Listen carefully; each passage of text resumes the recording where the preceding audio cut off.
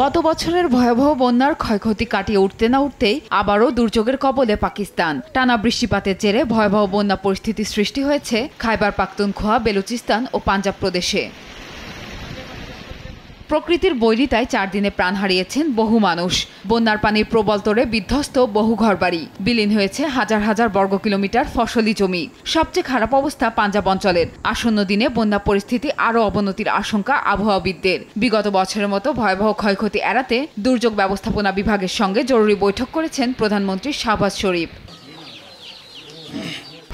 1, 2, 3 ঢাকায় জমি জিতে নিন 100% ক্যাশব্যাক সহ 20 কোটি টাকার পুরস্কার।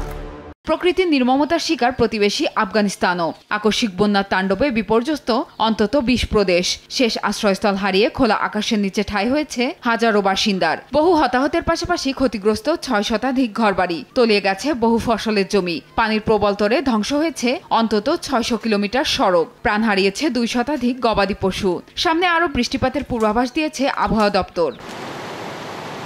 ভয়াবহ বন্যা কবলিত মধ্যপ্রাচ্যের আরও 2 দেশ ওমান ও বাহরাইন। ওমানের উত্তর পশ্চিমাঞ্চলের 4 প্রদেশে বহু হতাহত এবং সম্পদের ব্যাপক ক্ষয়ক্ষতি হয়েছে। এছাড়াও টানা বৃষ্টিপাতে আকস্মিক বন্যা কবলিত বাহরাইনের রাজধানী মানামাও সেভাবে ধ্বংসযজ্ঞের কবলে না পড়লেও শহরের মূল সড়কগুলোতে জলাবদ্ধতা তৈরি হয়েছে। এখনও ভারী বৃষ্টিপাত এবং বজ্রপাত অব্যাহত রয়েছে দেশটিতে। প্রিয়াঙ্কা চক্রবর্তী, সময় সংবাদ।